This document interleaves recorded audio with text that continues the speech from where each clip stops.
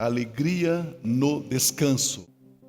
O texto de Efésios capítulo 2, de 4 a 6. Efésios 2, de 4 a 6.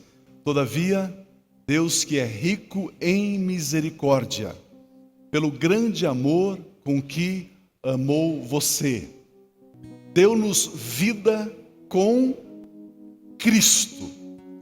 A mesma vida que Cristo tem, Deus deu a mesma vida de Cristo para você. Quando ainda estávamos mortos em transgressões, pela graça vocês são salvos. Deus nos ressuscitou com Cristo e com Ele nos fez assentar nos lugares celestiais, em Cristo Jesus. Aleluia, aleluia, aleluia. Que coisa tremenda! Se nós soubéssemos como viver assentados nas regiões celestiais. Imagina? Nenhuma dificuldade, nenhum problema, nenhuma dor, nenhuma angústia. Em Cristo Jesus. Com Cristo Jesus. E na mensagem passada nós vimos que Paulo, com a sua equipe, eles tinham um projeto de pregar, evangelizar a Ásia. E quando eles intentaram ir para a Ásia, lembrando vocês que a primeira cidade é Éfeso, o Espírito Santo impediu, dizendo: não, vocês não vão pregar na Ásia. Não vão, de jeito nenhum. Lembra disso? Por quê? Porque Deus não gosta dos asiáticos.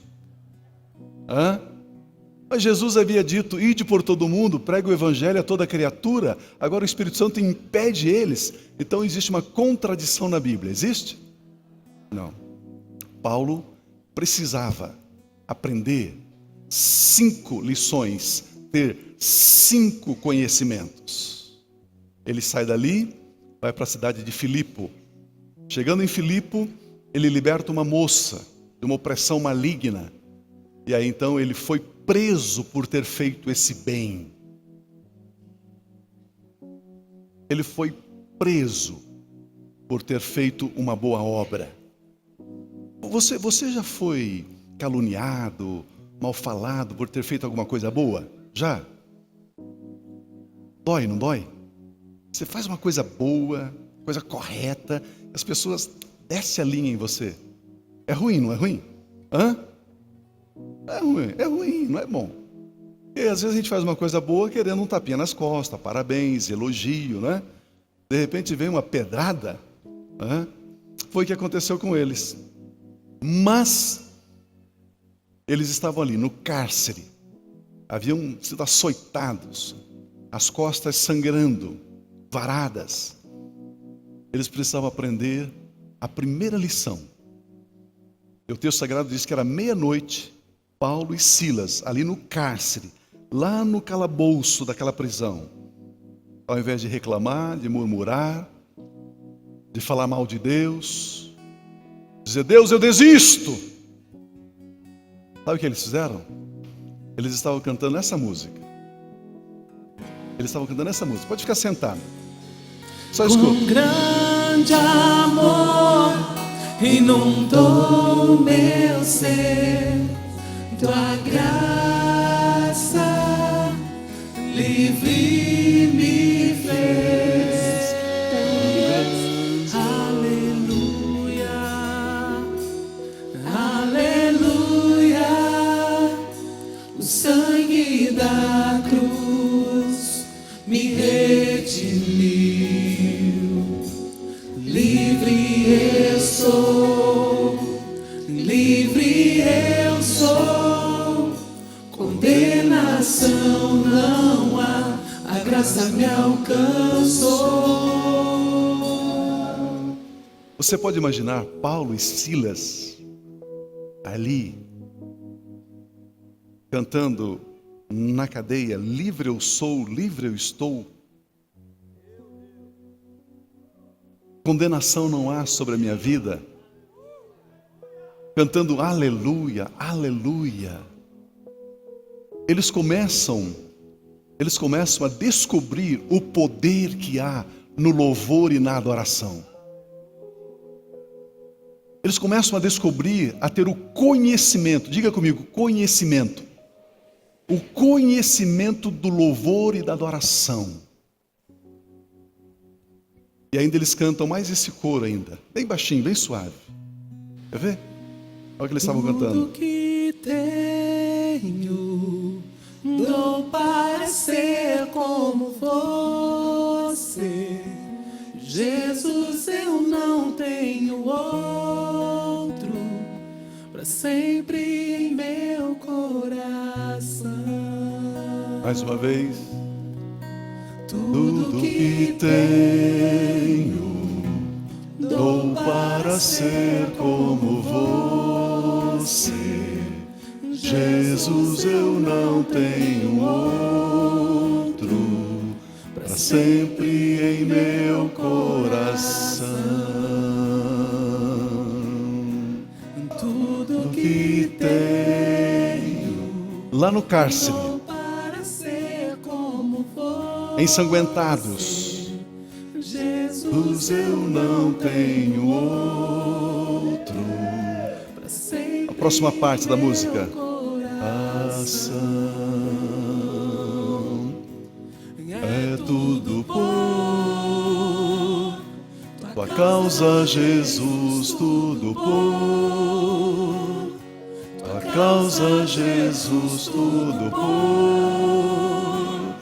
causa do teu amor que eu vou viver. Tudo por Diga para ele isso. Jesus, tudo por Diga para ele isso. tua causa, Jesus, tudo por causa do teu amor que eu vou viver. Tudo que tenho, tudo que e tenho. Diga para ele. Dou para ser como você. Jesus, eu não tenho outro, para sempre em meu coração. Vamos aplaudir Jesus, ele é digno. Aleluia!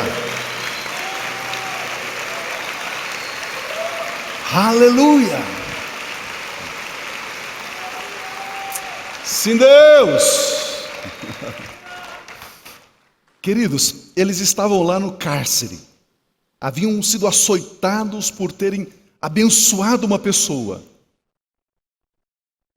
E eles descobrem que, no meio do caos, das limitações, da opressão, da dor, da angústia, você pode louvar a Deus. Você pode dizer tudo que sou, tudo que tenho. Você pode render graças a Deus, mesmo em meio às adversidades.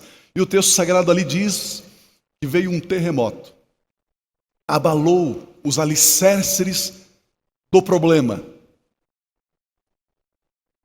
da limitação, quebrou os grilhões da doença, da escassez financeira, da aflição, do conflito, e eles foram libertos. Eles foram libertos. Eles saem dali, eles vão para Macedônia, chegando ali na cidade de Tessalônica. Eles encontraram um grupo de judeus.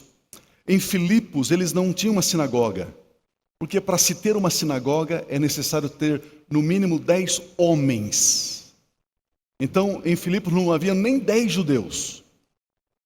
Agora, em Tessalônica, sim. E lá ele encontra um grupo de pessoas religiosas que liam a Bíblia no sábado, todo sábado, todo sábado. E Paulo pega as escrituras e diz para eles, olha, aqui está escrito que esse Messias, esse Jesus, esse Cristo já veio. Muitos creram e outros não. Ele sai dali, vai para Bereia. Chegando em Bereia, tinha uma sinagoga, ele novamente começa a expor as escrituras. E os bereanos, a Bíblia diz que eles eram mais nobres do que os de Tessalônica. Por quê? Tessalônica só ia à igreja só no domingo. lembrava de Deus só no sábado. Mas os bereanos, todos os dias, eles liam as Escrituras. Eles eram mais nobres. Eles eram mais nobres. Eles eram reis, nobres, reis, nobres. Em Tessalônica, Paulo aprende a segunda lição, a diferença entre religião e revelação da graça.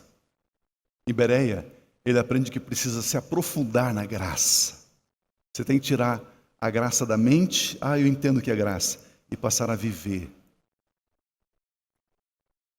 Esses dias um jovem perguntou para mim, Pio, mas se eu estou na graça, eu sou perdoado. Você é perdoado.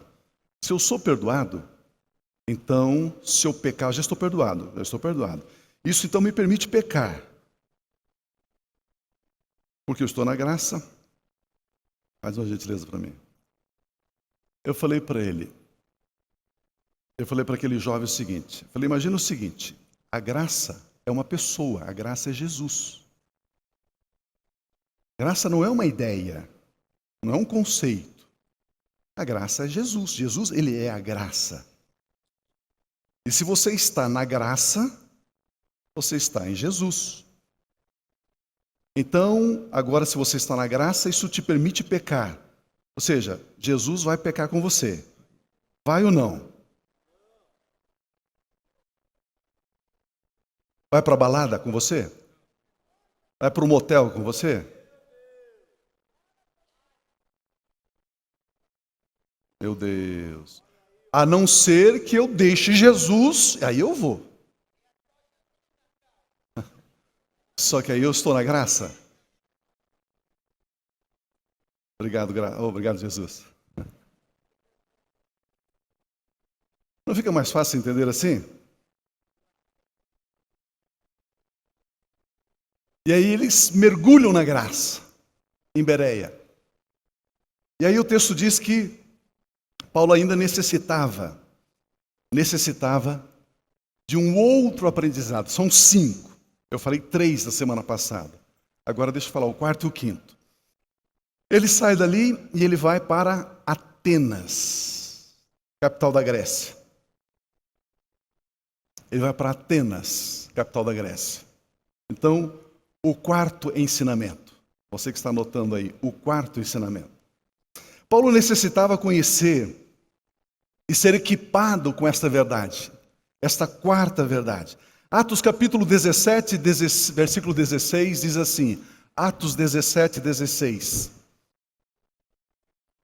Enquanto Paulo esperava por Timóteo e Silas em Atenas, Paulo ficou profundamente indignado ao ver que a cidade estava cheia de ídolos.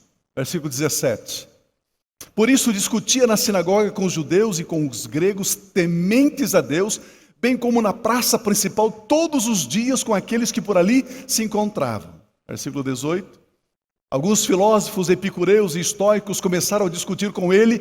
Alguns perguntavam, o que está tentando dizer esse tagarela? Outros diziam, parece que ele está anunciando deuses estrangeiros. Pois Paulo estava pregando as boas novas a respeito de Jesus e da ressurreição. Queridos, Paulo, ele está ali em Atenas. Tem um filósofo, historiador chamado Xenofontes. Ele escreve dizendo que naqueles dias, Atenas, a capital da Grécia, havia nas ruas e nas praças dessa cidade mais de 25 mil estátuas de deuses e semideuses. Paulo andando por ali, começa a conversar com essas pessoas. Começam a falar a respeito de Jesus. E ele então foi convidado para expor a sua mensagem no Areópago. Areópago era um lugar oficial, onde as pessoas subiam e discursavam da sua doutrina, da sua filosofia, do seu pensamento, da sua ideologia. Paulo agora então, ele foi convidado para pregar, para falar ali no Areópago. Então, oficialmente, ele tem uma chance de levar a palavra de Deus. Como nós sabemos, Paulo, ele era um grande erudito. Era um homem extremamente culto, muito sábio. E Paulo prega uma mensagem ali com toda a sua erudição, com toda a sua capacidade, com todo o seu conhecimento humano. Lembre-se, Atenas era o centro, a capital da filosofia. Era o centro, a capital da poesia. Era o centro, era a capital da arquitetura, da engenharia. Atenas era o centro, era a capital da democracia, da medicina, da sociedade civilizada. Ali que surgiu o pensamento de o governo do povo, pelo povo e para o povo. Ali o berço da democracia. Ali. Na sua mensagem, Paulo cita os poetas gregos.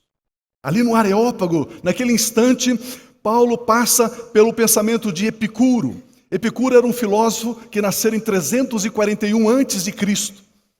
Ele havia recebido a influência de outros dois grandes filósofos, Demócrito e Pirro, que formaram a filosofia de Epicuro.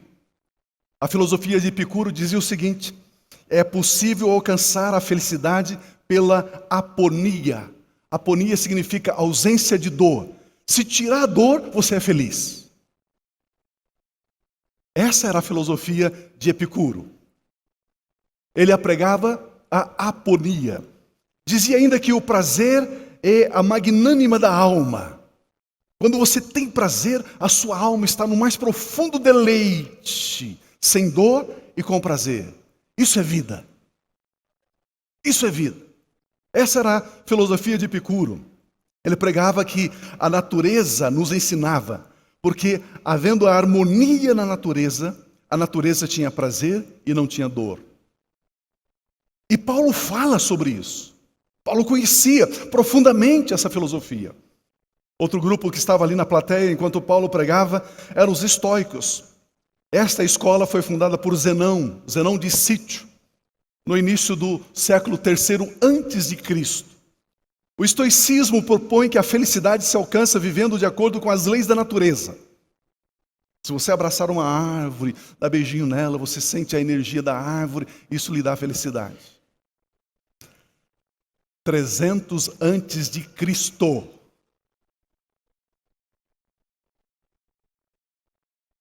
Olha uma coisa aqui. O estoicismo diz que você pode buscar dentro de você o autocontrole das suas emoções negativas. Você pode buscar dentro de você.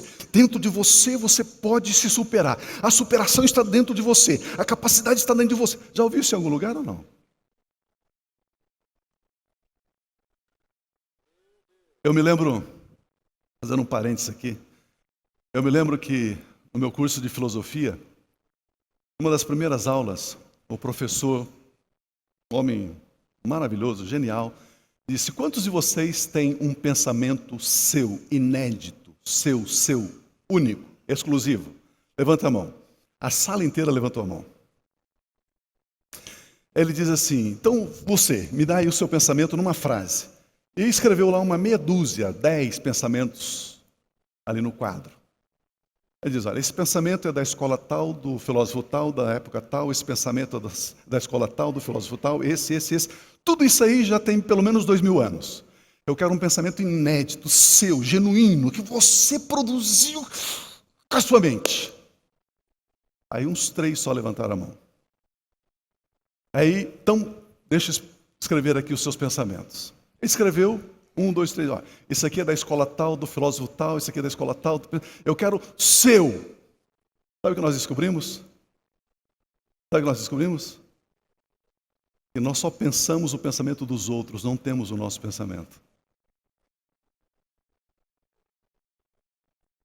Você briga com as pessoas para defender o pensamento das outras pessoas e não o seu. E aí vem Zenão com a sua escola. Ele coloca aqui que as principais emoções negativas são a raiva, a inveja e os ciúmes. E aí, a raiva, o que é a raiva? A raiva é a emoção que você sente, uma emoção ruim, má, de quando você não é aceito, quando as pessoas não acatam aquilo que você quer. Você não é atendido, você tem a raiva. Vou sair dessa igreja também, ninguém me ouve aqui. Raiva. Aí existe uma outra emoção negativa, que é a inveja. O que é a inveja? Inveja é uma emoção negativa quando você quer aquilo que os outros têm. Eu quero lembrar você que a inveja ela tem 3 níveis. Eu quero o sapato que o meu irmão tem. Eu não consigo. Aí eu penso o seguinte: ele não merece ter o sapato que ele tem. Aí fica mais endemoniada ainda a inveja. Eu vou destruir ele porque ele tem o que ele tem.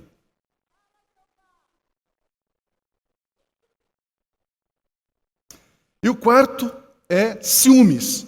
O que é o ciúme? Ciúme é a emoção negativa de não aceitar dividir o que eu tenho. Eu tenho algo, eu tenho que partilhar o que eu tenho. Eu não aceito partilhar. Ciúmes. Crente que não oferta, não dizima, tem ciúmes do dinheiro. O dinheiro é meu. Aleluia. Eu ganhei com o meu suor, pastor. O braço meu que produziu esse recurso. Eu não vou dar para ninguém, não. Ciúmes. Paulo prega ali, nesse ambiente, a palavra de Deus, mas Paulo teve uma rejeição altíssima. Rejeitaram a mensagem de Paulo. Mas aqui Paulo tem um quarto ensinamento dado pelo Espírito Santo a ele. O quarto conhecimento que ele adquire. Paulo e sua equipe, e também nós devemos aprender essa verdade. Paulo pregou uma mensagem usando somente frases de efeito, eloquência, pensamento humano, dialética. Somente isso que Paulo prega ali no Areópago. Paulo não fala sobre Cristo e este crucificado. Ele não fala.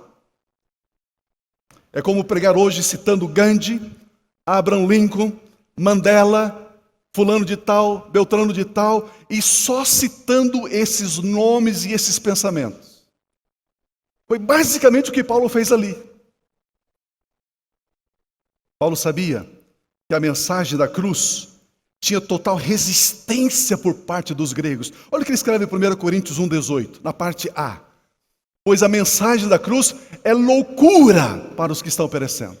E Paulo disse, eu não vou pregar a mensagem da cruz aqui para os gregos. Eu vou ter uma rejeição se eu falar sobre a cruz. Cristo crucificado. Porque para os gregos, você faz boas obras e aí você reencarna numa pessoa melhor. Faz boas obras, reencarna numa pessoa melhor. Faz boas obras, reencarna numa pessoa melhor. Aí um dia você chega ao grau de semideus. E aí um dia você se torna Deus. A mensagem da cruz é, Deus morreu por nós. Deus se fez carne. Isso não existe, eles diziam. Não entrava na mente deles. Eles não concebiam que Deus se fez carne. Jesus veio e se entregou para morrer na cruz. Isso é loucura para os gregos. O pensamento de que um Deus morre pelo homem era inconcebível pelos gregos. Sabendo disso, Paulo não fala sobre a cruz. Aqui Paulo então tem o quarto aprendizado. Aqui Paulo adquire o quarto conhecimento. A mensagem pregada sem a morte de Jesus Cristo não funciona. Não funciona. A nossa salvação se baseia na humanidade de Jesus. Ele se fez carne. Diga amém. A nossa salvação se baseia na crucificação de Jesus. Jesus recebe a condenação no nosso lugar. Diga amém. A nossa salvação se baseia na ressurreição de Jesus Cristo. O poder de Deus se manifestou em Cristo Jesus, ressuscitando dentre os mortos. O túmulo está vazio. Diga amém. A nossa salvação se baseia em crer e receber a obra vicária do Senhor Jesus. A todos quantos o receberam, Deus deu-lhes o poder de serem feitos filhos de Deus. Essa é a mensagem da fé. Essa é a mensagem que pregamos. Aleluia. por ele não ter pregado estas verdades centrais, estas colunas, estes espigões da verdade, você não encontra a carta de Paulo à igreja de Atenas. Ele não conseguiu fundar uma igreja em Atenas. Ele aprende essa quarta lição. Agora abatido, frustrado, arrasado, decepcionado. Pio, mas ele conhecia o poder do louvor? Conhecia. Pio, mas ele sabia a diferença entre religião e revelação? Sabia. Ele já havia se aprofundado na revelação da graça? Já. Mas ele precisava conhecer o poder da cruz. O poder da cruz. E agora então ele vai para o quinto aprendizado. O quinto conhecimento. O quinto ensinamento que ele recebe. Atos capítulo 18, versículo 1, diz assim: depois disso Paulo deixou a cidade de Atenas e foi para Corinto. Ele sai de Atenas e vai para Corinto. Corinto, uma cidade na beira do mar, ficava no istmo de Corinto, era um porto, uma cidade grande, rica, movimentada, uma cidade cosmopolita, uma cidade com muita gente de muitos lugares, muitos costumes, muitas línguas diferentes. E ele chega em Corinto.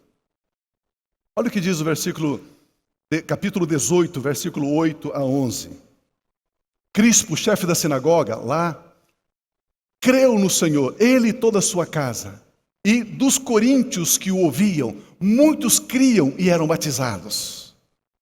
Certa noite o Senhor falou a Paulo em visão: não tenha medo, continue falando e não fique calado, Paulo, pois eu estou com você. E ninguém vai lhe fazer mal ou feri-lo, porque tenho muita gente nesta cidade. Versículo 11. Assim Paulo ficou ali, diga comigo, ficou. Mais uma vez, ficou. Ali Paulo ficou durante 1 ano e meio, ensinando-lhes a palavra de Deus. Aqui no verso 8, diz que eles ouviram a Paulo. A pergunta é: que mensagem que Paulo pregou? Pregou a palavra de Deus, mas qual parte da palavra de Deus Paulo pregou? Pergunta para mim, qual? 1 Coríntios capítulo 2, a partir do versículo 1. Olha a mensagem que Paulo pregou. Eu mesmo, irmãos, quando estive entre vocês, na cidade de Corinto, não fui com discurso eloquente, como ele tinha estado em Atenas. Não fui com discurso eloquente, nem com muita sabedoria para lhes proclamar o mistério de Deus. Pois decidi nada saber entre vocês, a não ser, vamos ler juntos? A não ser Jesus Cristo e este crucificado. Meu Deus! Ele aprendeu a lição, olha o versículo seguinte. E foi com fraqueza, temor e com muito tremor que eu estive entre vocês. Minha mensagem e minha pregação não consistiram de palavras persuasivas de sabedoria, mas consistiram de demonstração do poder do Espírito Santo, para que a fé que vocês têm não se baseasse, não se fundamentasse, não se alicerçasse na sabedoria humana, mas no poder de Deus. Oh, aleluia! Vocês estão viajando comigo ainda? Nós estamos fazendo uma viagem,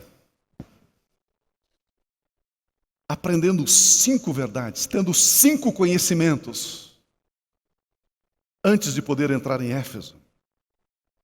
Que coisa tremenda! Paulo sai de Atenas e diz: é assim que se prega. É assim que se prega. Não é com palavras impolutas, de sabedoria humana, dialética, não. Citando os filósofos, citando os pensadores, não. Eu não quero que a sua fé se baseie no conhecimento humano, eu quero que a sua fé se baseie no poder de Deus, em Cristo Jesus, e este crucificado. Aleluia.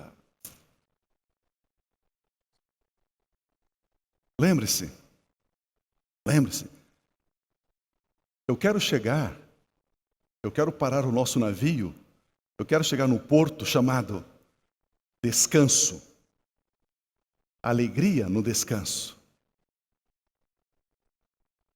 É lá que eu estou chegando.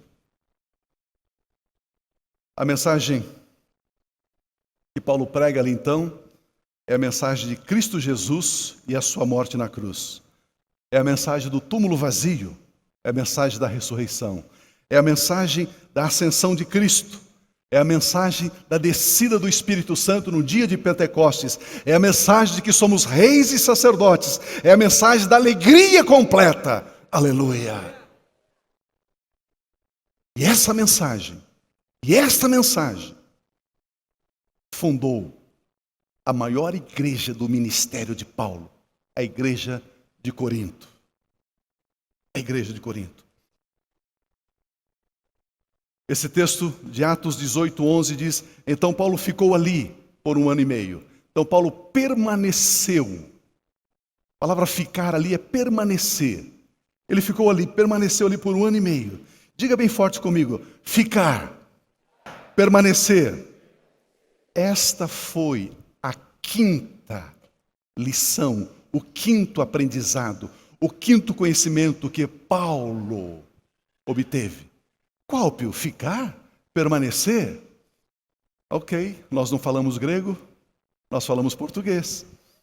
Em português está traduzido por ficar, por permanecer, mas a palavra grega é katizo. Katizo é a palavra cátedra. Paulo, ele permaneceu, ele sentou-se. Sentou-se. Katizo é sentar, é conferir um reino a alguém. Paulo aprende esse quinto ensinamento, esse quinto conhecimento, ele se assentou em Corinto. Paulo aprendeu em como ser um cátedra. Vejamos essa experiência. Vejamos essa experiência. Alguém poderia me arrumar uma cadeira, por gentileza? Pode ser essa aí, da pontinha, Norberto.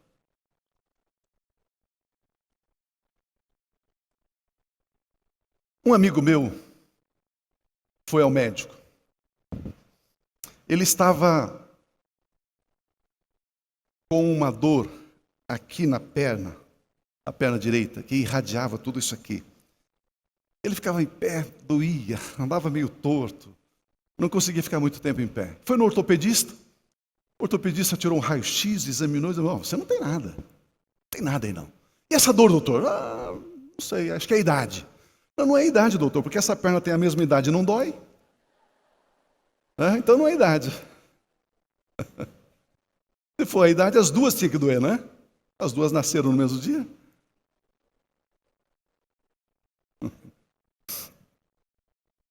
E aí ele foi no neurologista. Chegou no neuro, o neuro olhou, examinou. O neuro falou assim: me diga uma coisa, você usa carteira aqui no bolso, aqui atrás? Ele diz: uso. Falou: esse é o seu problema. Porque quando você se assenta, você senta em cima da carteira. E a carteira pressiona o seu músculo, esse nervo aqui da região glútea. Pressiona e vai magoando esse nervo, esse músculo. E você começa a sentar assim. Se você se assenta errado, você fica em pé errado. Se você fica em pé errado, você anda errado.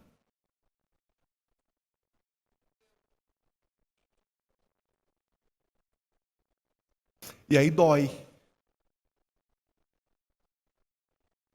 Preciso explicar ou vocês já entenderam? Vocês estão percebendo onde eu quero chegar ou não?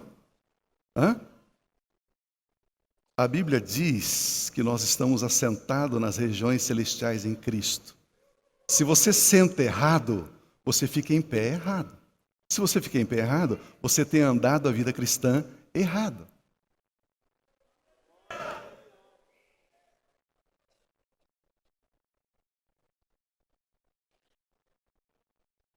Diga para a pessoa que está ao seu lado: não durma, você precisa aprender a se assentar.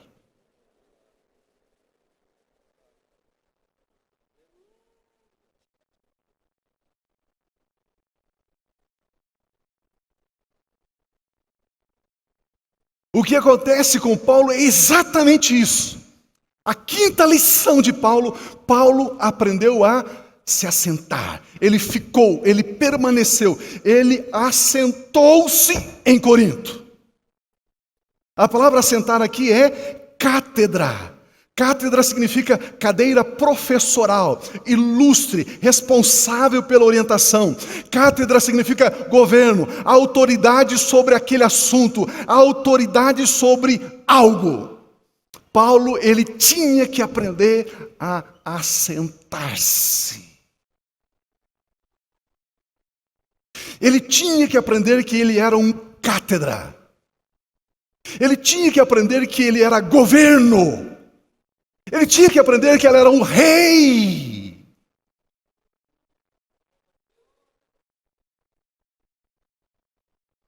De novo, para você não esquecer.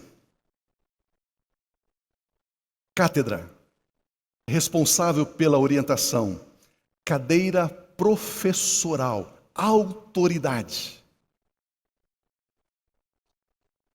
Em Atos, capítulo 18, versículo 12. Sendo Galho procônsul, governador da região da Acaia, os judeus fizeram em conjunto um levante contra Paulo e o levaram ao tribunal, fazendo a seguinte acusação contra ele: este homem está persuadindo o povo a adorar a Deus de maneira contrária à lei dos judeus. Quando Paulo ia começar a falar, Galho, o governador, disse aos judeus: se vocês judeus estivessem apresentado queixa de algum delito ou crime grave, seria razoável que eu os ouvisse. Mas, visto que se trata de uma questão de palavras e nomes de sua própria lei, da lei dos judeus, resolvam o problema vocês mesmos. Não serei juiz dessas coisas. Versículo 16. E mandou expulsá-los do tribunal.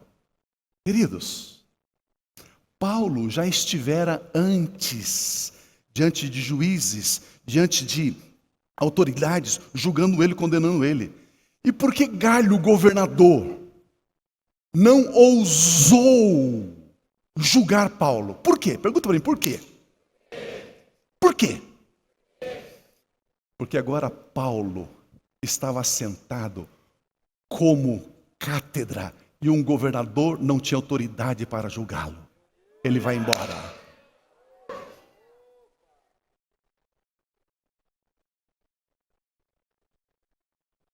Galho disse: de jeito nenhum eu não vou quebrar esse galho. Não vou entrar nessa.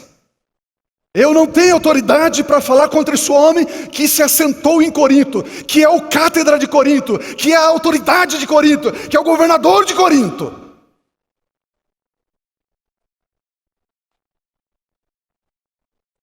Meu Deus. Paulo assume a postura de governo. Paulo não era mais vítima. Repita comigo: eu não sou vítima. Paulo não era mais vítima. Na maioria das cidades do Brasil e do mundo, tem um templo, o lugar mais alto da cidade, cujos moradores chamam aquele templo de catedral. Conhece isso? Catedral.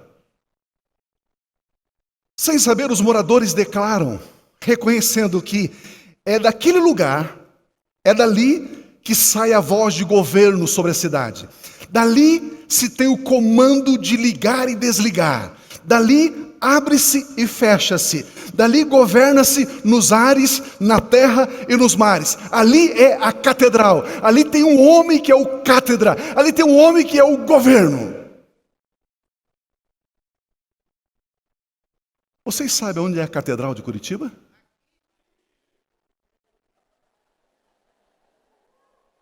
Você sabe onde é a catedral de Curitiba?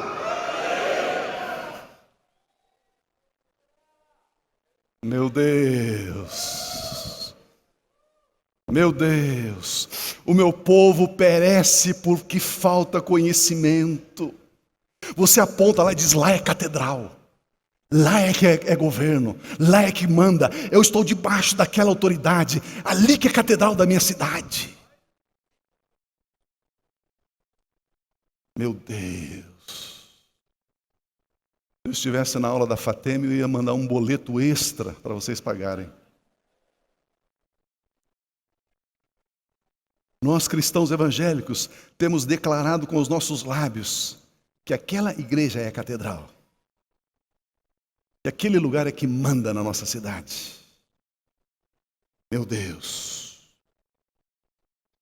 E o que é que nós temos feito a respeito? O que é que nós temos feito? Ah, Deus, está doendo. Ah, Deus, a minha empresa está com uma crise. Ah, Deus, está difícil. Ah, Deus, eu não aguento. Você é um cátedra? Você está assentado corretamente? Se você se assentar corretamente, você fica em pé corretamente. Se você fica em pé corretamente, você anda corretamente, sem dor. Sem dor. Meu Deus. Se você sentir liberdade, declare essas palavras comigo. Repita assim: Pai Celestial, a tua palavra, que é a verdade, declara que nós estamos assentados em lugares celestiais. Nós estamos em Cristo Jesus. Nós temos poder para abrir e fechar, para ligar e desligar. Nós não somos vítimas. Nós fomos constituídos por Jesus Cristo como reis e sacerdotes. Nós assumimos que somos cátedras em Curitiba, no estado do Paraná. Nós assumimos que temos o poder de ligar e desligar na cidade de Curitiba, no estado do Paraná. Nós não somos vítimas. Nós fomos constituídos por Jesus Cristo como reis e sacerdotes. Nós assumimos a cátedra de Curitiba. Nós assumimos o governo de Curitiba e do Paraná. Nessa hora, eu ordeno: espírito de violência, saia da minha cidade, saia do meu estado. Espírito de idolatria, saia da minha cidade, saia do meu estado. Espíritos de morte, saia da minha cidade, saia do meu estado. Espíritos de roubo, saia da minha cidade, saia do meu estado. Espíritos de perversão sexual, saia da minha cidade, saia do meu estado. Espíritos de vícios, saia da minha cidade, saia do meu estado. Espíritos de bruxaria, saia da minha cidade, saia do meu estado. Espíritos de manipulação, controle espiritual, saia da minha cidade, saia do meu estado. Em nome de Jesus, eu não permito, nós não permitimos o seu domínio, a sua influência nesta cidade, neste estado. Saia do nosso território, saia do nosso território. Mandamos você embora, agora, agora. Espírito de miséria, saia da minha vida, saia da minha cidade, saia do meu estado. Espíritos de fracasso, espíritos de corrupção, espíritos de mentira, saiam da minha cidade, saiam do meu estado. Espíritos de trevas, espíritos de engano, saiam do meu território, saiam do meu estado. Mandamos vocês embora, agora, pela autoridade a nós concedida por Cristo Jesus. Saiam agora. Aleluia.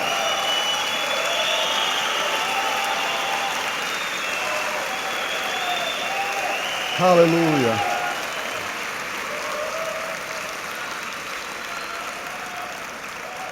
Aleluia. Assentar-se como cátedra, como governo.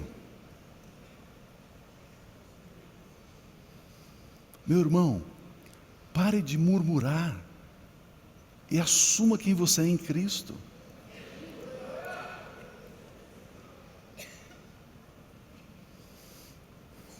Diga assim: eu chamo a existência sobre a minha cidade, sobre o meu estado, a paz, a alegria, a saúde, a vida, a abundância, a verdade, a salvação, a unidade, o crescimento econômico do meu estado, o crescimento da igreja do Senhor Jesus no meu estado.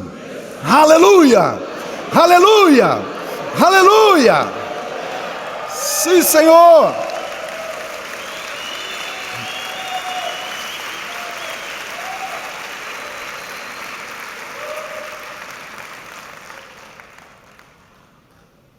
Esse foi o nosso momento de libertação.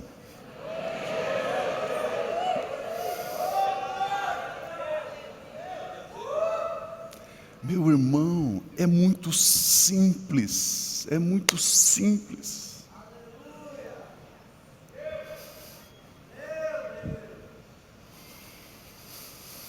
Nós somos autoridades revestidas com o poder de Deus. Nós vamos para o momento de ceia. Se você trouxe da sua casa depois algum objeto que você quer jogar fora, porque às vezes você ganha lá um livro do pensamento positivo, né? Você não precisa disso. Você recebeu lá alguma coisa que você quer se desfazer. Então nós temos esses cestos que nós colocamos aqui para você trazer esses objetos. Drogas, cigarro, filmes pornográficos, alguma coisa que, né? Aquela irmã que tem aquela calça que é tão apertada que quando ela usa parece que ela foi embalada a vácuo. Joga no cesto, minha irmã.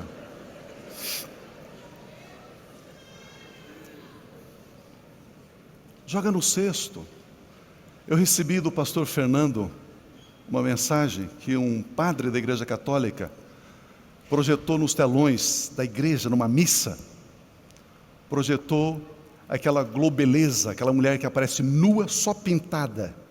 Já viram aquilo na televisão? Que parece as propagandas da globeleza lá do carnaval. E ele projetou. E aí os fiéis da igreja estavam ali ficando assim: o padre enlouqueceu, onde já se viu, coloquei isso na igreja. Aí o padre diz assim: eu projetei aqui essa mulher nua dançando e vocês se escandalizaram, mas na casa de vocês permitem isso.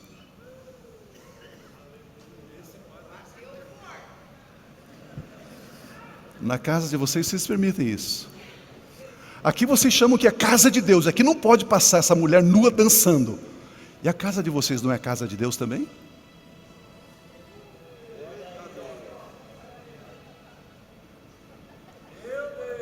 E aí tem algumas coisas, alguns trem lá, joga no cesto, meu irmão. E a gente queima, a gente destrói essas coisas. Porque nós somos cátedras, nós somos governo. Atos capítulo 18 e 19. Paulo permaneceu em Corinto por algum tempo, depois despediu-se dos irmãos e navegou para a Síria, acompanhado de Priscila e Áquila, antes de embarcar, raspou a cabeça em Cencreia devido a um voto que havia feito. 19. Chegaram onde? Mas o Espírito Santo não havia impedido eles de entrar em Éfeso, de pregar na Ásia? Chegaram em Éfeso, onde Paulo deixou Priscila e Áquila. Ele, porém, entrou na sinagoga e começou a debater com os judeus.